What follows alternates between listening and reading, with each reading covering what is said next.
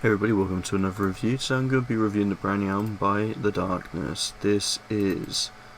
Dreams on Toast. So this is the band's latest record, and I haven't necessarily followed The Darkness in a while because while I've enjoyed what they've done in the past,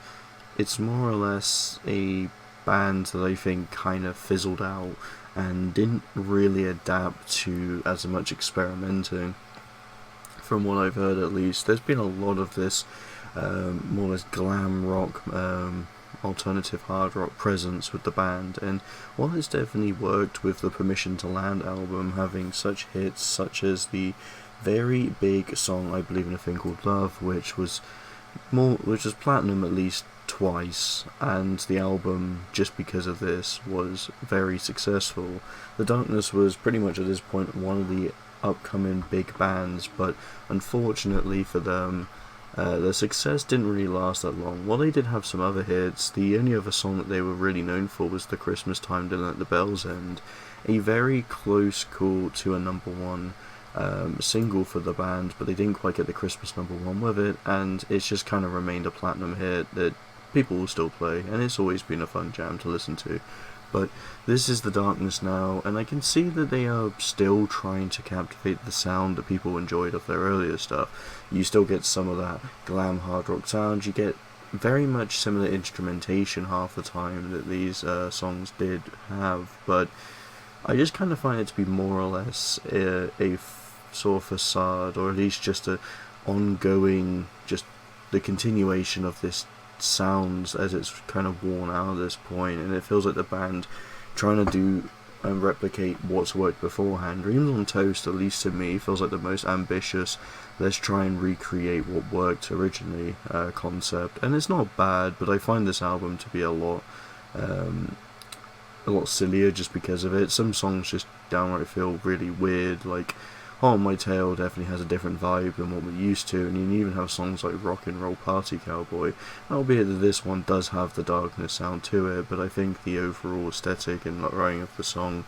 this definitely feels like the Darkness just going for something as silly as they can, but I still think it's got some good moments nonetheless. I don't think the quality's bad, and I think the Darkness is still trying to make what worked originally work again, but with this sound, I think it's more or less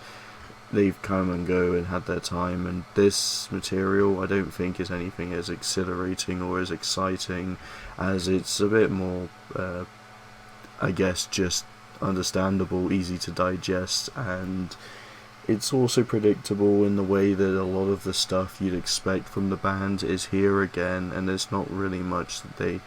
put out that feels original, or at least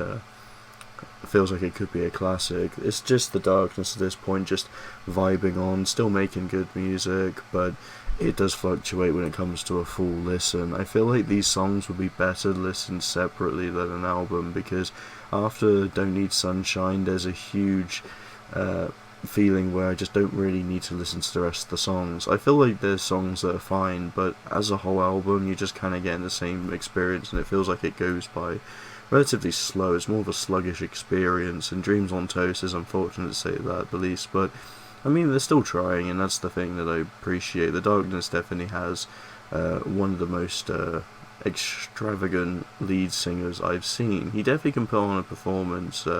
Justin Hawkins, and he's definitely got a very talented vocal range, but I just think the material the band's putting out at this point isn't really that great, and I think the Darkness are just kind of still trying to linger by just to try and put themselves back into the spotlight, but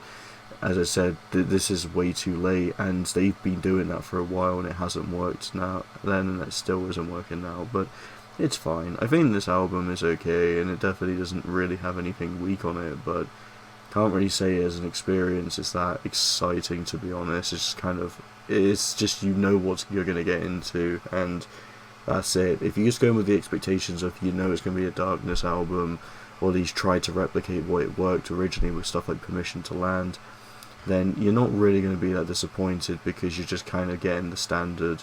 that Darkness have been putting out for a little bit. But yeah, I can't really say I'm the biggest fan, so I'm going to have to give this one a 2.5 out of 5. It's alright in my opinion. So I hope you'll enjoy. Thank you so much for watching, and see you in the next video.